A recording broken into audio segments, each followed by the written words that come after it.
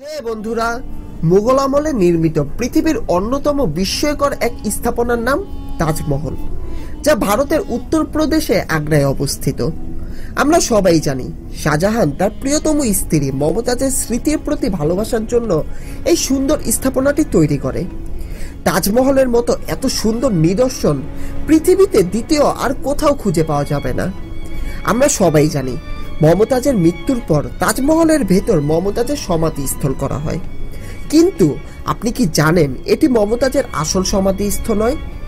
আজকের ভিডিওতে তাজমহল সম্পর্কে এমনই 8টি অজানা তথ্য জানব, তাই ভিডিওটি না টেনে শেষ পর্যন্ত দেখবেন। নাম্বার 1, তাজমহলের সৌন্দর্য দেখার জন্য প্রতিদিন হাজার হাজার পর্যটক তাজমহলে ভিড় করে, কিন্তু পর্যটকরা অনেকেই জানে না তারা তাজমহলের পিছনের দিকটা দেখতে পায়। আপনি কি জানেন তাজমহলের সামনের দিকটা আমরা কখনো দেখতেই পাই না? পর্যটকরা তাজমহলের যে দিক দিয়ে প্রবেশ করে বাস্তবে সেই দিকটি হলো তাজমহলের পিছনের দিক। তাজমহলের প্রধান গেটটি যমুনা নদীর তীরে অবস্থিত। আপনি কি জানেন আমরা আজ তাজমহলকে সেভাবে দেখতে পাই না যেভাবে সম্রাট শাহজাহান চেয়েছিলেন। মুঘল আমলে তাজমহলে যাওয়ার প্রধান রাস্তা ছিল যমুনা নদী। সম্রাট শাহজাহান নৌকার মাধ্যমে তাজমহলে যাতায়াত করতেন। তাজমহলে আসার জন্য যমুনা নদীতে একটি নৌকা বাঁধার ঘাটও ছিল। সময়ের পরিবর্তনের কারণে সেই ঘাটটিও আজ হারিয়ে গেছে। নাম্বার 2, আপনি যদি তাজমহল ঘুরে থাকেন এবং নির্মাণটি মনোযোগ সহকারে দেখেন, তাহলে আপনি অবশ্যই লক্ষ্য করবেন তাজমহলের 4টি কোণে 4টি মিনার পুরোপুরিভাবে লম্ব নয়। মিনার 4টি হালকা বাহিরে কাত হয়ে নির্মিত। আপনি হয়তো ভাবতে পারেন মিনার 4টি বাহিরের দিকে কাত হয়ে নির্মিত হওয়ার কারণ কি হতে পারে। তাজমহল যারা নির্মাণ করেছে তারা ভূমিকম্পের মতো প্রাকৃতিক দুর্যোগের কথা চিন্তা করে এই মিনারগুলোকে হালকা বাহিরে কাত করে নির্মাণ করেছে, যেন ভূমিকম্পের সময় এই মিনার ক্ষতিগ্রস্ত হলে তা বাহিরের দিকে পড়ে এবং মূল ভবনের কোনো ক্ষতি সাধন না করে। নাম্বার 3, তাজমহলের সাথে সম্পর্কিত একটি অন্যতম বিশ্বাসযোগ্য এবং জনপ্রিয় গল্প হলো তাজমহল নির্মাণ কাজ শেষ হবার পরে শাহজাহান সকল কারিগরের হাত কেটে ফেলার নির্দেশ দিয়েছিলেন। কথিত আছে তাজমহলের সৌন্দর্য দেখে শাহজাহান চায়নি এমন সুন্দর তাজমহল আর কোথাও নির্মাণ করা হোক, যার জন্য শাহজাহান সকল কারিগরের হাত কেটে ফেলার নির্দেশ দিয়েছিলেন। কিন্তু বাস্তব অর্থে এই কথাটি সম্পূর্ণ গুজব ছিল। ইতিহাসে এমন কোনো প্রমাণ আজও পাওয়া যায়নি, কিন্তু কিছু কিছু ইতিহাসবিদদের ধারণা শাহজাহান সকল কারিগরদের সারা জীবনের বেতন দিয়ে একটি চুক্তিপত্রে সাইন করে নিয়েছিলেন, যেন তারা কখনো এমন মহল আর কোথাও নির্মাণ না করে। নাম্বার 4, আপনি কি জানেন তাজমহলকে মজবুত করার জন্য এর বিট খুব গুরুত্বপূর্ণ ছিল। তাজমহল নির্মাণের আগে এর বিট তৈরি করা হয়। প্রথমে তাজমহলের জায়গায় বড় বড় কূপ খনন করা হয়। এরপর এই কূপে ইট পাথরের পাশাপাশি মেহগুনি ও শালকাঠের বড় বড় গুঁড়ি ঢোকানো হয়। এই পিলারগুলো তাজমহলের বিটকে অনেক মজবুত করে। মেহগুনির বিশেষত্ব হলো এই কাঠে যত পানি লাগবে তত এই কাঠ মজবুত হবে। তাজমহলের পাশে যমুনা নদী থেকে পানি এই কূপগুলোতে আসতো।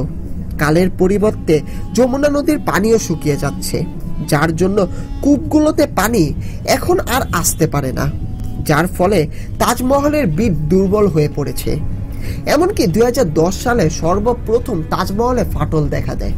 নাম্বার 5, তাজমহলের নির্মাণ কাজ শুরু হয় 1632 সালে আর এই নির্মাণ কাজ শেষ হয় 1653 সালে।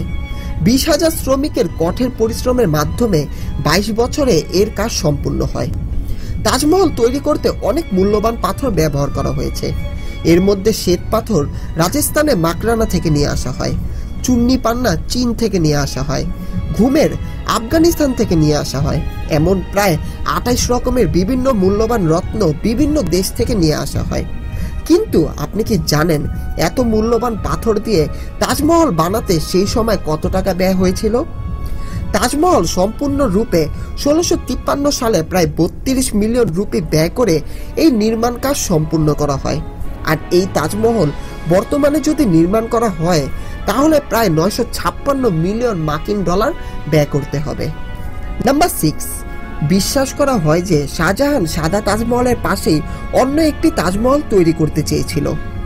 অন্য তাজমহলটি এই তাজমহলের মতোই হওয়ার কথা ছিল, কিন্তু বিপরীত পাশে তাজমহলটি সম্পূর্ণ কালো পাথরের হবে। কিন্তু বাস্তব অর্থে এটি একটি কল্পকাহিনী।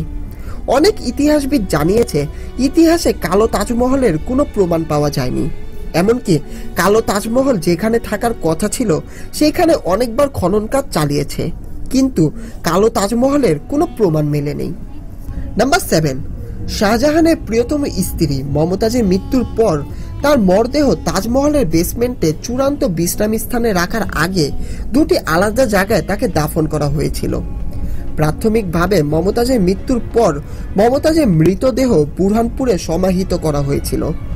তারপর মমতাজের দেহকে আগ্রায় আনা হয় এবং তাজমহলের পাশে বাগানে তাকে সমাধিস্থ করা হয়।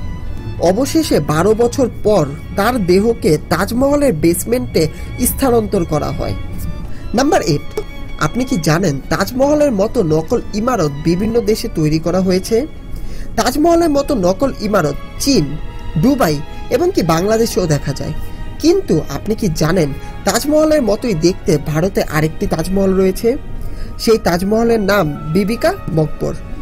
এটি ভারতের আওরঙ্গাবাদ, মহারাষ্ট্রে অবস্থিত। এটি মুঘল সম্রাট আওরঙ্গজেব তার প্রথম ও প্রধান স্ত্রী রাবিয়া ও দৌরানির স্মরণে এটি নির্মাণ করে। এটি আওরঙ্গাবাদে একটি বিশেষ স্মৃতিস্তম্ভ যা দক্ষিণাত্যে তাজ নামে পরিচিত। আপনি যদি এইরকম অজানা তথ্য, রহস্য, রোমাঞ্চ ভিডিও দেখতে ভালোবাসেন তাহলে এখনই আমাদের চ্যানেলটি সাবস্ক্রাইব করে পাশে থাকা বেল আইকনটি ক্লিক করে দিন, কারণ আমরা আমাদের চ্যানেলে প্রতিনিয়ত এইরকম রহস্য, রোমাঞ্চ ভিডিও দিয়ে থাকি।